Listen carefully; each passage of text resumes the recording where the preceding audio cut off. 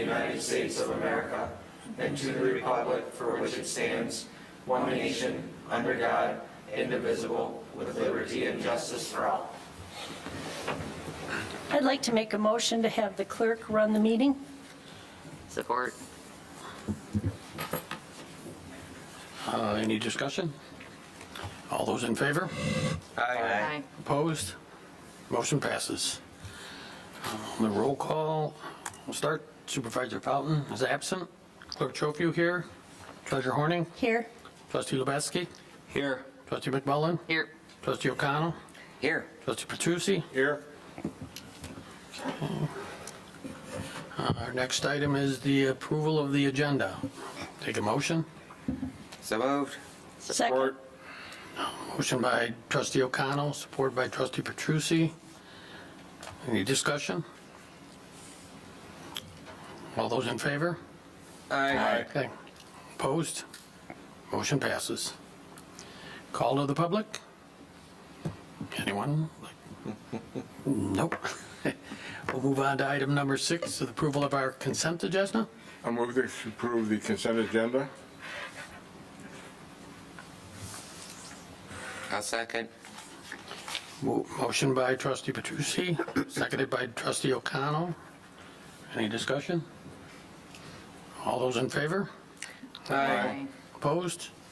Motion passes. Well, that takes us to our pending and new business. We have 3 items tonight. The first item being the site plan application for Chick-fil-A plan development. I'll turn that over to Mike. I have a representative here if you'd like to come up to the table. Thank Yeah, you, right. sir. Either one. You can sit there, just introduce yourself, have a seat, make yourself comfortable. We're going to grill you. Brendan Varga with PEA Group. Nice to meet you. Nice to meet you. All right. Manager Luce? Thank you, sir. So this evening we have the final PD for the Chick-fil-A plan development. As you all know, you've seen this project through, multiple phases of this. Being the final PD, this is really the final documents. We're not reviewing a site plan.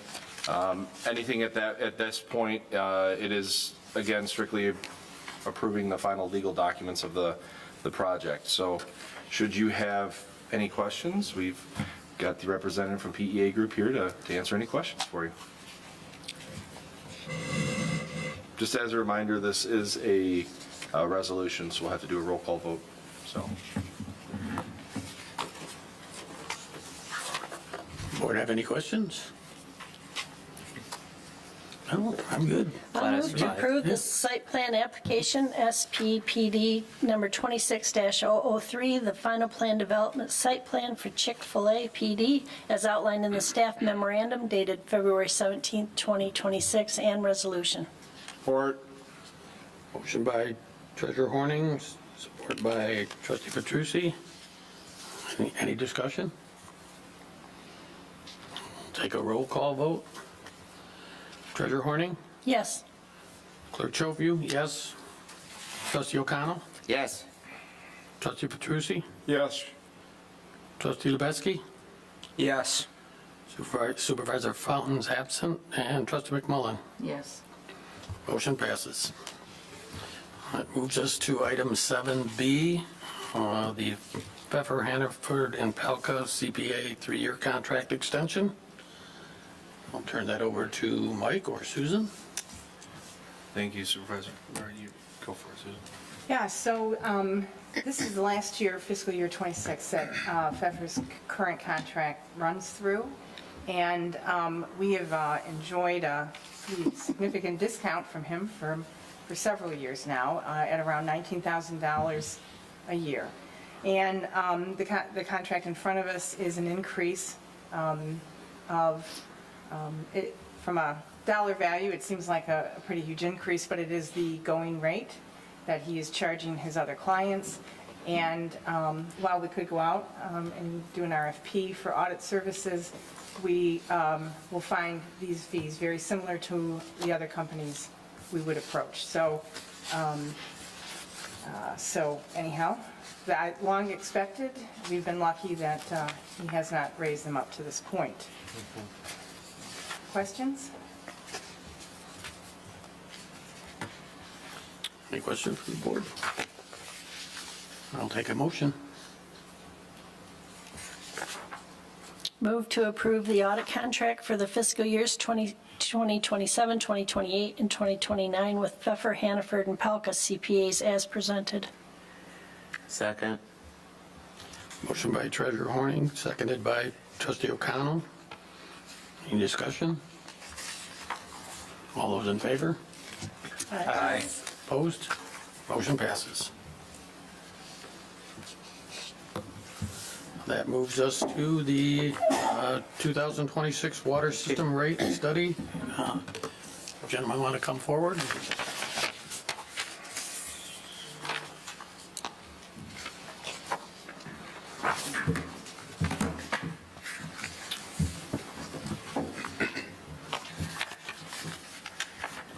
And if you'd like to introduce yourselves for the worldwide audience, so. Yeah, good evening to everyone. I'm Stephen Burke with MFCI. We're the township's financial advisor, and we assisted the township in completing the water rate study. I'm Eric McLaughlin with Dickinson Wright. I'm the township's bond counsel with the anticipated issue of bonds. Okay, Manager Luce? Thank you, sir. This evening, we are going to go through, you all have in your packets, and had sent out previously the water rate study prepared by MFCI. Again, a lot of information, but I think any questions you may have as we go through the presentation, please feel free to ask Stephen or myself, and then we'll have an update from Eric on what the next kind of steps are in this process for us as we move forward. So with that, Stephen? Sure, and I would encourage you to jump in with questions, at any point. I put these slides together. Hopefully you've had a chance to see the rate study that's in the packet, read it, and then, obviously we can talk about any questions that you have.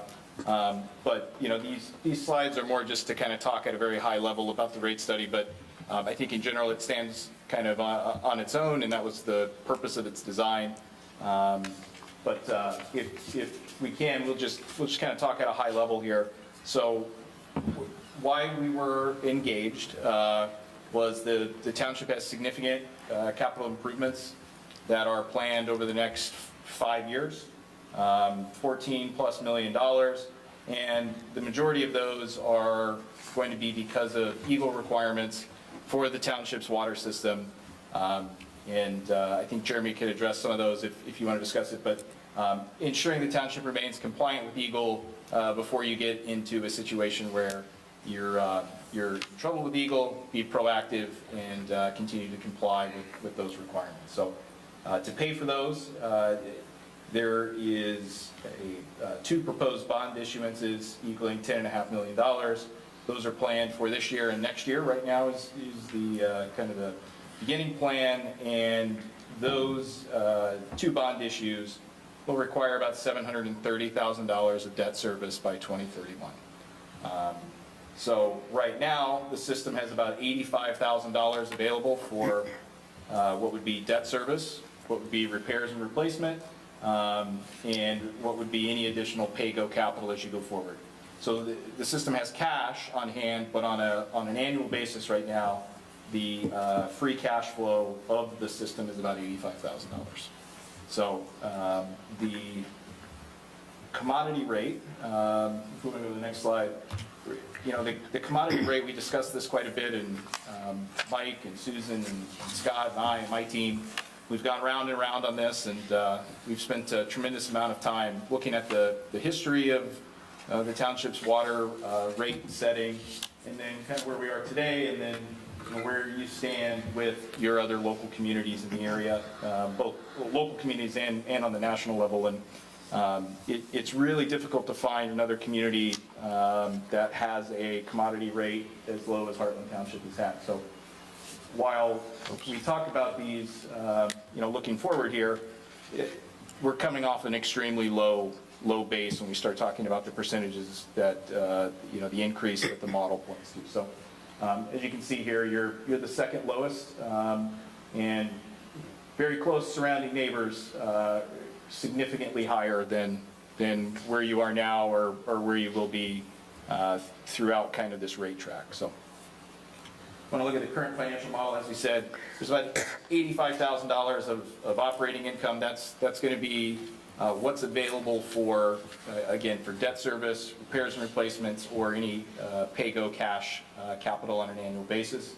The math is pretty easy. You need $730,000 to pay the debt service, plus you need a margin of safety, which we call a coverage ratio on top of that. So you figure you need about $800,000 of funds to pay your debt service on an annual basis. The system does $1 million of revenue right now. Your expenses are about $900,000, so you really can't cut your way to this. It has to come from the revenue side.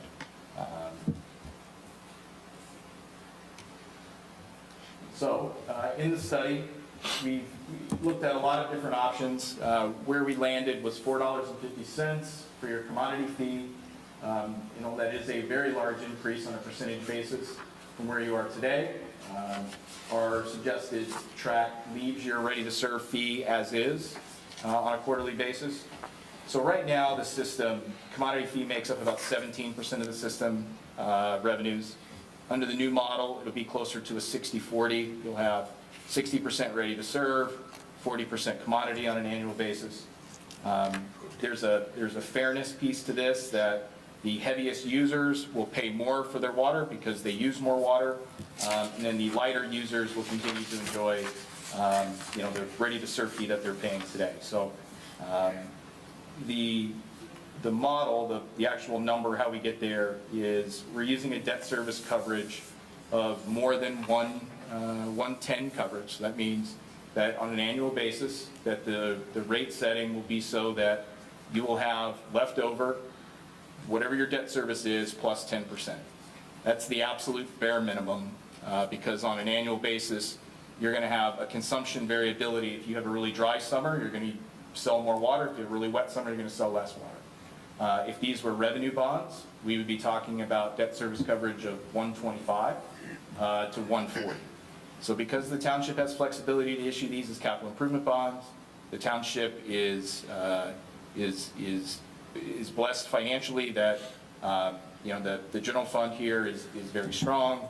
You're a growing area, and you have tremendous ability to issue capital improvement bonds. It allows us to run the system a little tighter from a financial standpoint, while not sacrificing on the interest rate side of things. So you're going to be able to get the lowest interest rate while also trying to limit the impact on your customers. And I will say too that the model here builds in 10% increases to your commodity fee going forward. On the ready-to-serve side, it's 3%. So the 3%, that's just the model of inflation. So we build in 3% inflation on the expense side. We build in 3% inflation on the revenue side for the ready-to-serve. The 10% commodity, that assumes that your new REUs that are coming online, that are either under construction now or that have been approved by this board, come online over the next 5 years. I think there's about 300 additional REUs that may come online over that time period, but they haven't been approved by the board. The timing and scope of those aren't known at this time. I think the hope is that some number of those are going to come online over this time period. The more that come online, the lower your increases are going to need to be. But because we don't know, we build in a conservative outlook up front. And then, the idea would be that on an annual basis, as those REUs come on, as you see now new data of how much water you're selling under this, there is going to be, we assume there's going to be customer behavior changes because of this. I think people who maybe used a tremendous amount of water maybe only use some less amount of that tremendous amount. Or there may not be any change. And if that's the case, then I think that there's probably a likelihood that 10% year over year can come down a little bit. But that's an annual look as you go forward. This is what completes the model to ensure 110 coverage every year as you look at it. So our typical customer, again, you're on a quarterly basis looking at somewhere between $55 and $75 increase. Again, that's somewhere between $20 and $25 a month increase. So while significant, the percentages continue to be off of a fairly low base. And again, when you compare it to your neighbors, the township remains competitive with your water and really on the lower side of the average for your bill.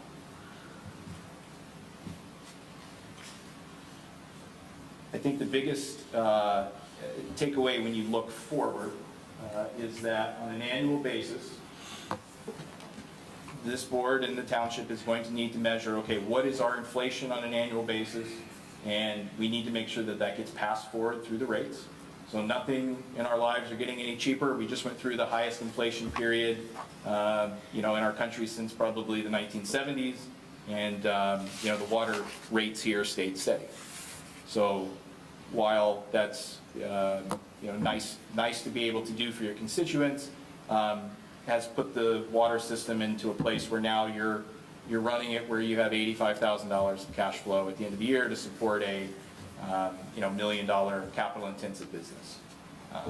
So looking at it on an annual basis and then taking the data that we get over the next 12 months, when we're sitting here in February of 2027 and readjusting those 2028 rates based on what our actual observed data is over the next few months and really the next year. So looking at it on an annual basis, and hopefully more of those REUs come online and those rates can be mitigated going forward. Look forward to answering any questions that the board has. I do have a quick question. Your study that you provided on page 24, there is a chart that basically describes water pumped versus water billed and unaccounted for. The percentages for 23, 24, 25 are like 16.19, 21, and 19. Is that normal, or is that's like unaccounted for water that's been pumped that has not been billed for? Am I understanding that correctly? So, yes, so if you're looking at, and I apologize, I don't remember exactly what it's called in here, but basically it's unbilled water. It's commonly referred to in the water industry as water loss. Can come from a variation of things. Can come from when we flush hydrants to backwashing our water tanks, right? I mean, when you backwash the system, all of our filters, it's 60,000 gallons. it's somewhere around 60,000 gallons. Well, that's not going out to a consumer and getting billed, right? So when we flush a hydrant, it's coming out of the hydrant as the staff flushes it. We've had, over the last couple of years, we've had discoloration water in some areas and rusty water that we go out and flush on a regular basis. When you flush that, it's coming out of the water main, out of the tower, out of the plant, out of the main, and not going through a house as a billable, right? So although saying water loss, it sounds like you're losing water. It's something you're doing for the system in turn. In that, those percentages are kind of normal, or, I mean, are we? I'm sure you don't have those statistics. I mean, handy. yeah, but I mean, in my opinion, they're a little bit high, right? And part of that can be played into if, in certain neighborhoods and things in Heartland Township, if we get a rusty water call, really the way to alleviate that is to go out and flush a hydrant. When you flush a hydrant, you flush it until, it appears rusty and discolored. Once it clears up, generally is the time that you shut the hydrant down. Sometimes it clears up and then it goes back to a little rusty, and then you know what I mean? Yeah. So okay. As we do that, yes, I would say that the amount of times that we flush certain areas is probably higher than most. So some of that can be attributed to that. But it is higher than water loss in a normal system, in my opinion, but, yeah. Be fair? Yeah. Yeah. Yeah, please. Part of what we're doing with the capital improvements that we've got going on is to improve the hydraulics of the system so that he has to flush it less, right? We're improving the filters, we're improving the plant, we're adding an extra main extension to keep that water circulating. The less that it circulates, the more that it builds up rust, the more that you have to flush it, the more water you lose. So the goal is to improve those hydraulics so we don't have that problem going forward and we end up with less unaccounted for water. Okay. Thank you.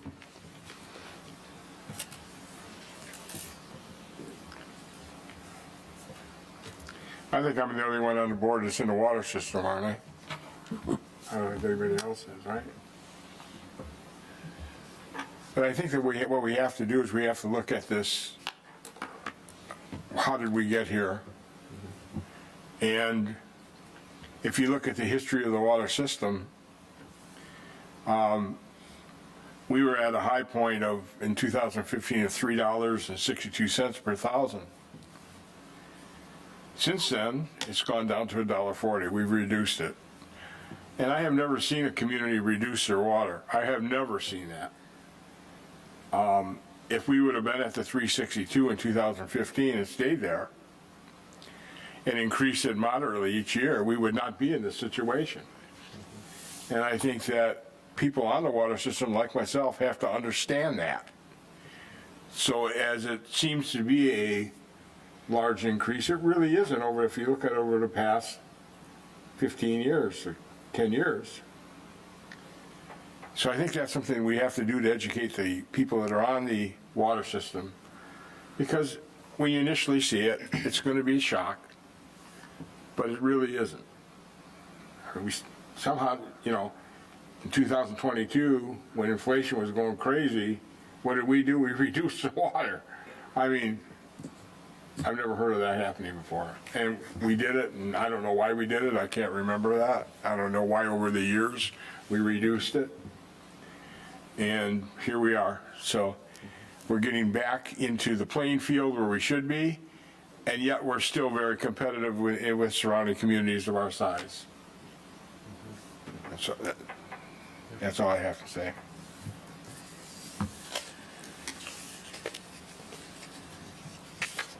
Any other questions from the board? No?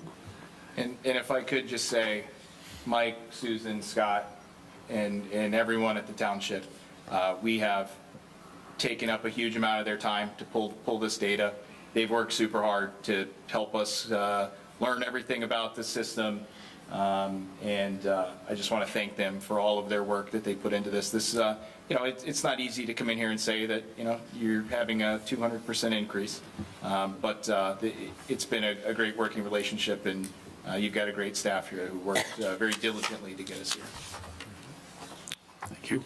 And even when you say 200%, we're talking like $1.40 to $4.50, Right. you know? It's just,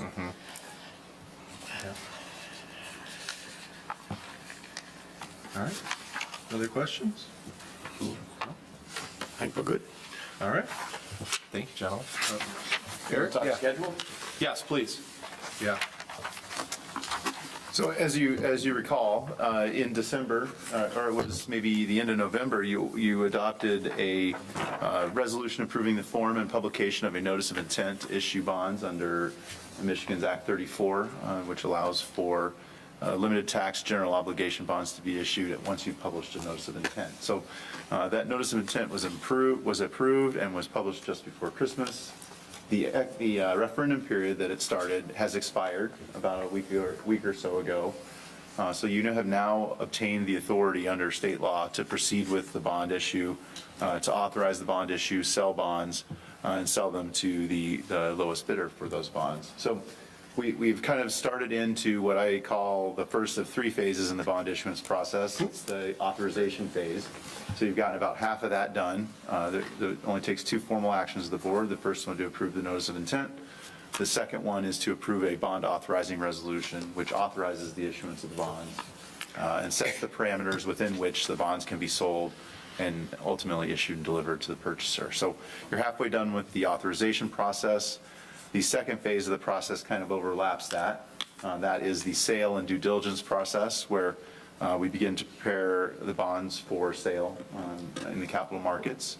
So between Steve's office and my office, we'll begin preparing a preliminary official statement, which contains all the material information about the township and about the bonds that are being offered for sale and the security for their repayment. As we do that, there will be due diligence activities such as a due diligence call. There will be rating agency meetings that Steve will walk you through and prepare you for.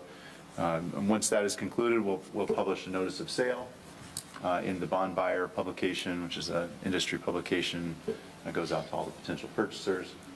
We'll set a date for the sale, hold the sale, award the bonds, and then we'll be into the closing phase, the third and final phase of the bond issuance. I'll prepare the closing documents, come here for signatures, prepare the closing documents, and on the day of closing, you'll get money, and bonds will be exchanged through an electronic process, and then we'll be done, and you can proceed with your improvements. Are there any questions on the process as I have described it? None here. Nope. No? Nope. I think we're good. Anything you'd like to add? No, I don't have anything to add. The next thing we would talk about is go over the water budgets then. Correct. Yes. Yep. Yeah. So, no further questions for? Nope. Okay. Thank you very much. Thank you very much. See Appreciate you in a it. couple of weeks for the bond resolution. Sounds good. Thank you. Thank you very much.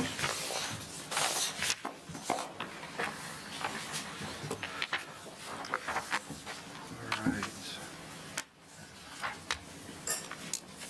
And the 26-27 water fund budget. So to kind of, wrap up our budget process here, we've done, I shouldn't say wrap up because we have the general appropriations next meeting, but however, the last, fund review we're going to do is here. But the water fund budget, again, we all kind of know as just sitting through the last presentation what we have to do and where we are kind of heading with all of this. But we do still have a system to run and maintain throughout the year regardless of that. So the kind of notes to kind of look at here, the water usage is in metered RTS per the 2026 MFCI rate study. So the way that we've worked this budget is we've aligned this to align with the current rate study that we just saw. So again, a huge thank you on this to Stephen and Eric in this process, along with Scott and Susan, because going through this process as we budget and we go through our fiscal year budget and then come in and plug a rate study into this, we have to go back and adjust this to kind of mirror that as well. So the meter sales line in this also, the decrease due to new build projections. Again, there was a period of time here at the township that we saw after COVID where meters, A, they were kind of flying off the shelves with Redwood being built, and B, you couldn't get meters for a little while. So if you all remember a couple of years ago, we came in and had a large number in meter purchases and sales because we had to try and stockpile what we could when we could get it. So you're starting to see a decrease in that right now. As new development comes through, we do have some in stock, and purchasing of that will go down a little bit. The reimbursement of contract services and equipment funded from the general fund, parks, cemeteries, township hall and grounds, and fire. Again, kind of hitting on that a little bit. As we look at these revenues, understand that Public Works, any of the employees and everything in Public Works, they're funded out of the water fund, not out of the general fund. So as those staff members perform work at Township Hall, parks, cemeteries, any of that different different departments here at the township, those departments reimburse the water fund for the staff and for the equipment that's used.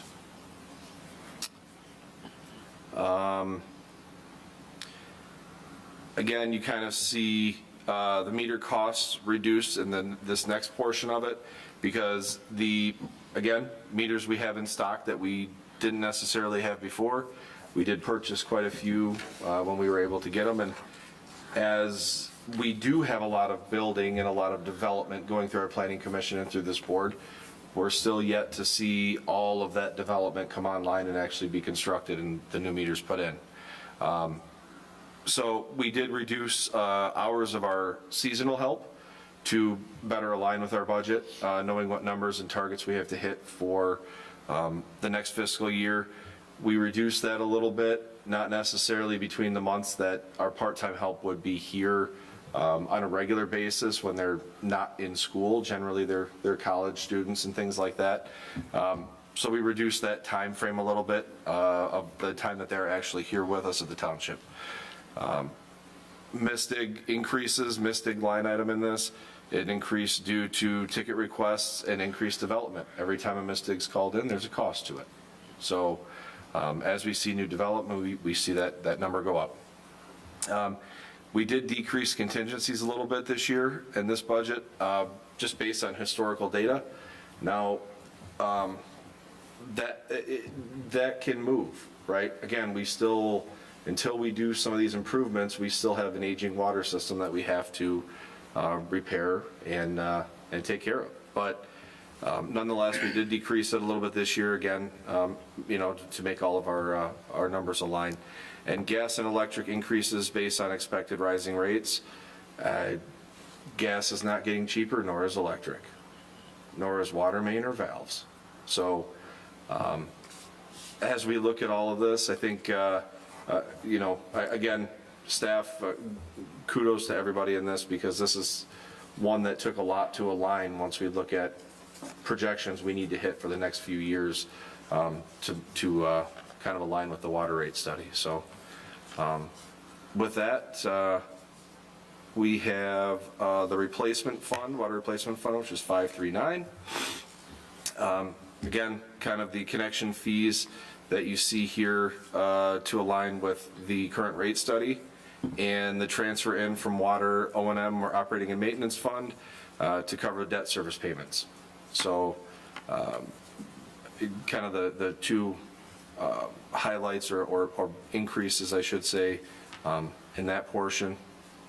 And then the next portion here being the capital projects and new assets put into service, depreciation.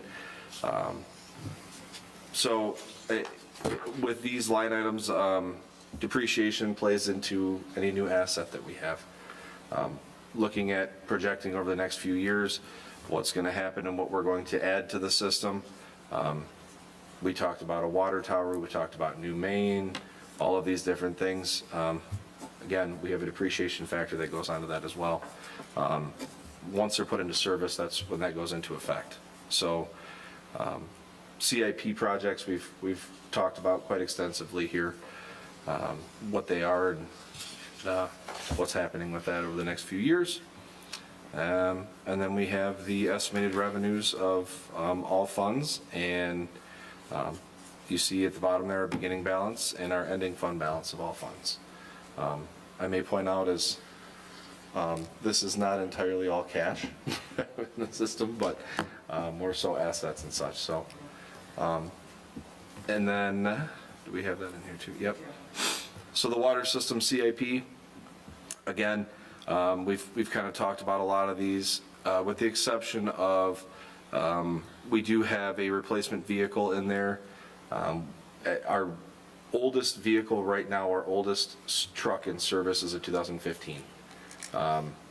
We eliminated one of those last year and replaced it, just kind of keeping on the trend of replacing them while we can still obviously A, get some kind of replacement value out of it, and B, keep costs down of repairing vehicles, as it's 11 years old at this point. And then the mower attachment is, again, we have mowers, 3 mowers or 4 mowers, I think, Scott, correct? For mowing all of our properties. We, again, keep up with trading those in to get the best trade-in value and best bang for our buck when we replace them. Storage building upgrades, as you know, over the last couple of years, we've started to put money into that building. We built the building, it was not insulated, it was not heated, nothing done with it. We have vehicles in there and equipment in there now that it's really not in our best interest to make it cold storage, right? And then the plant improvements per the water rate study, again, you see the 2 million there. And the 59 water main expansion, again, per the rate study, the 2 million there that we have slated for the bond issuance, along with the PRV.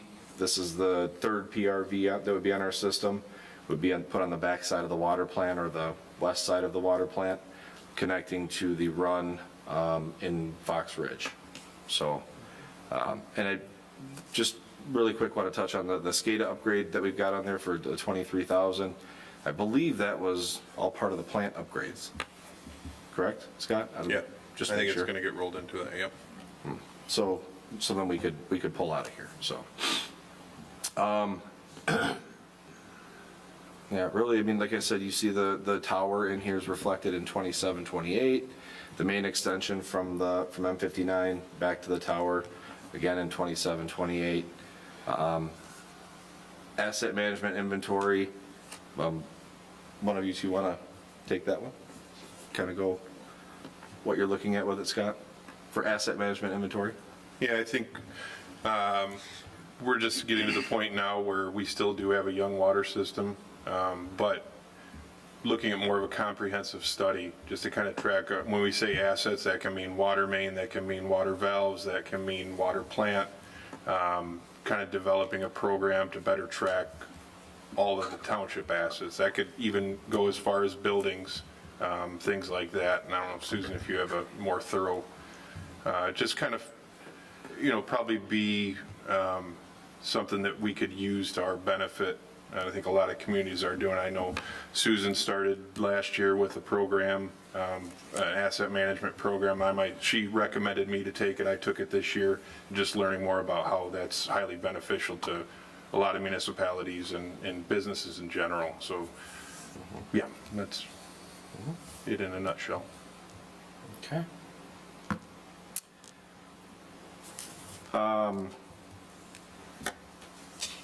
With that, I would be happy to answer any questions you all may have.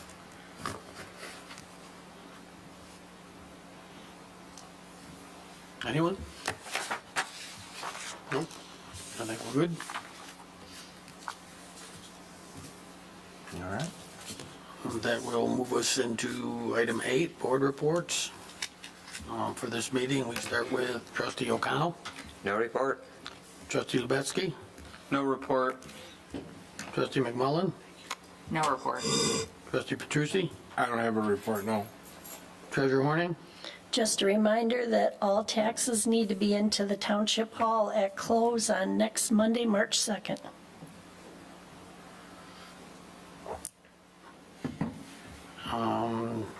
And all I have is just a short Winterfest update. It was pretty much a resounding success. The weather was perfect.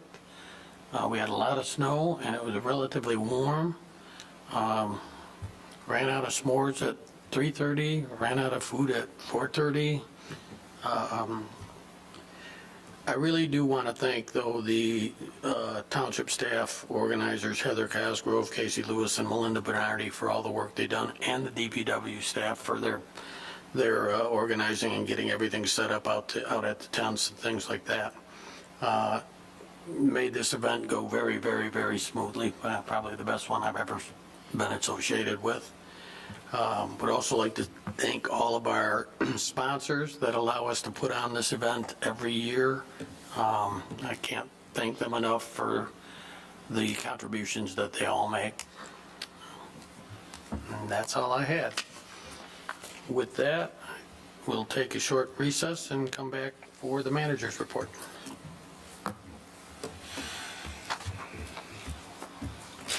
I like short recesses, we're back. Manager Lewis.